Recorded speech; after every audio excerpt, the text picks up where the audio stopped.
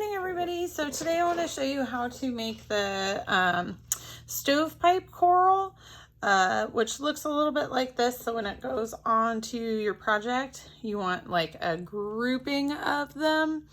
And you can either do this with a regular color, just a single color, or you can do it as a Skinner blend. It's up to you.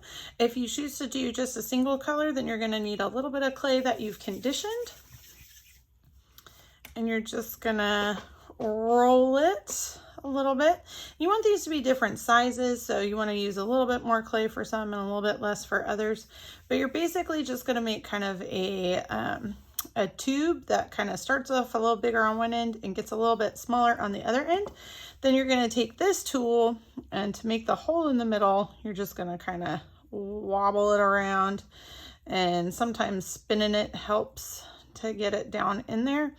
Try to get it as smooth as you can on the outside. Just kind of gently smooth it a little bit to get some of those fingerprints off, and if you've got some, you know, big wobbles and stuff, you can kind of smooth those out.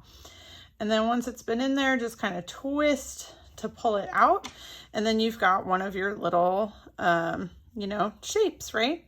So then just like I did in the earlier video, I'm gonna have a little bit of an armature. So I'm just gonna push that on there and just kind of give it just a slight little curve, right? And if you have some that are different sizes, that can make it look really interesting. And also, again, if you have the multiple, oh goodness, it's one of those days. If you use odd numbers of things, they tend to look a little more interesting. All right, so then kind of check and see if you think it looks nice on your project.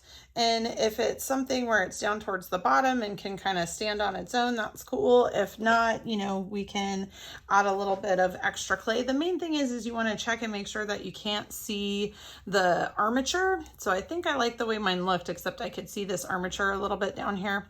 So to hide the armature, just take a little bit more extra clay, condition it, and then we're just gonna kind of stick it over the top of the armature wherever the armature shows.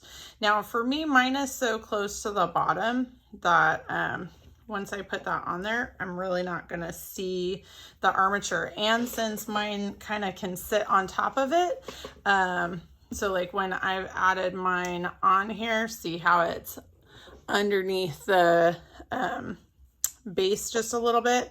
So when I go to add my glue on, I'm going to be able to just add a little bit of glue right here, because remember, I've already baked for part of this.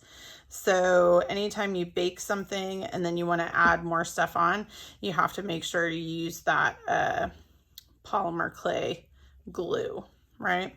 So I'm going to add that on right there, and that is ready for baking.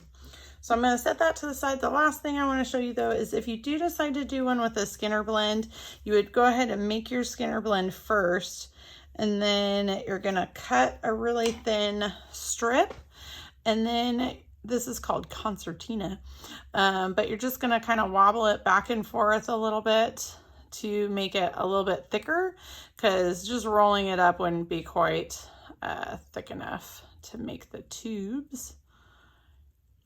So here we go.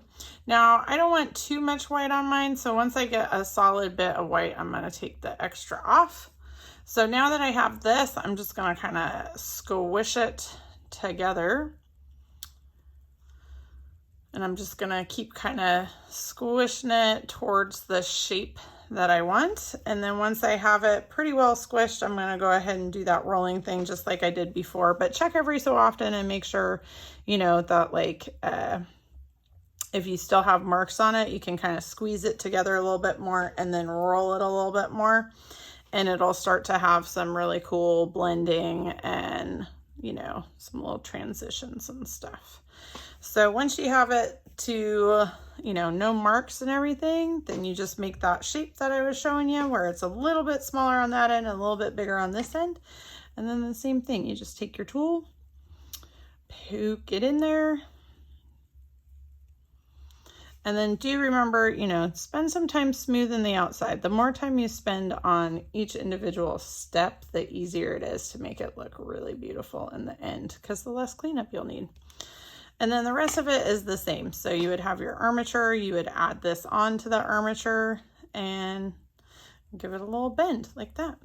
All right, thanks everybody.